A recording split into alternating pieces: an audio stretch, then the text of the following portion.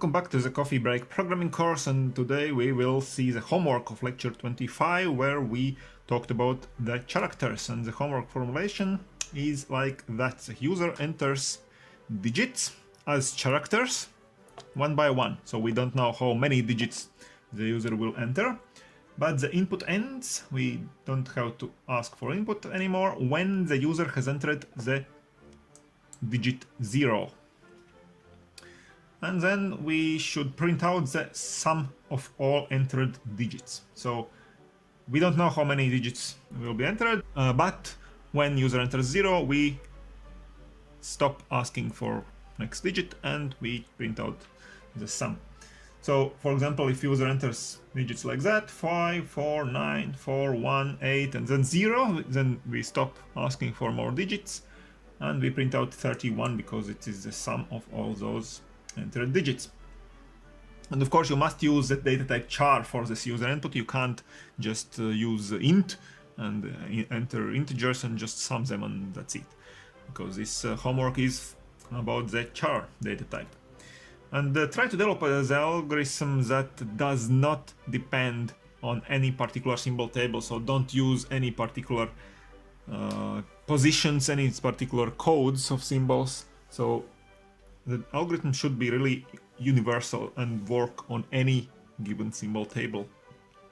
And now, for those of you who want to do it right away, please do it. Go do it now. And for others, I'll show one small implementation hint, perhaps, that you should take into mind in order to elevate your implementation. So you really should think about turning the entered characters to numbers before summing them.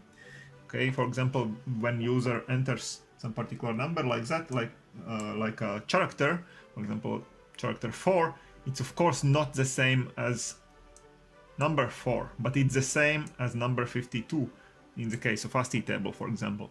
So if you will just sum all those entered numbers, then if you sum something to this character 4 is the same as to sum 52, so it will not be the correct answer, of course, as a result. So you should turn the characters to numbers, and I showed you how to do it in the yesterday's lecture about the characters.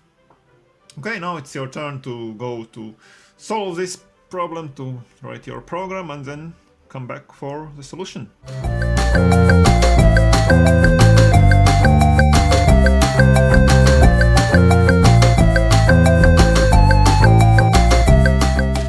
Okay, so the homework solution here, functional code and one loop, do while loop in this case, where you ask for numbers, because you don't know how many numbers will be entered at the beginning. So you should ask one by one numbers and do it in the loop here. So user enters a number here as a char type variable value. Char type variable C is declared here, and now we have to count this number to our sum, and our sum is located here in this variable count here, which is 0 at the beginning, and this is what we add to our summing variable. We add not just C, but we add this expression result, the result of the expression C minus 0, minus not 0 as a number, but minus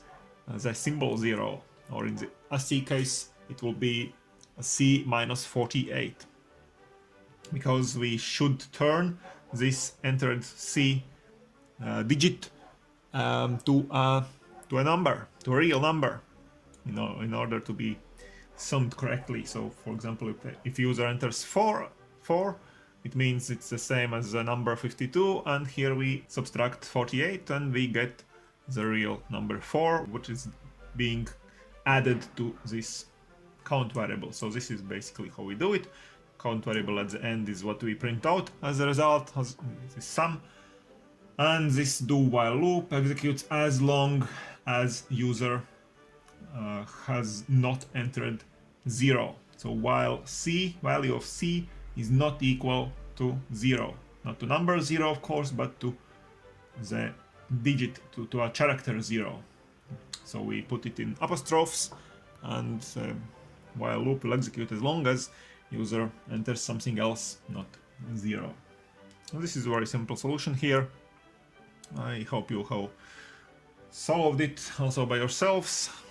So that's it for today. Stay tuned to this channel, subscribe to it, and see you in the next lecture. Bye!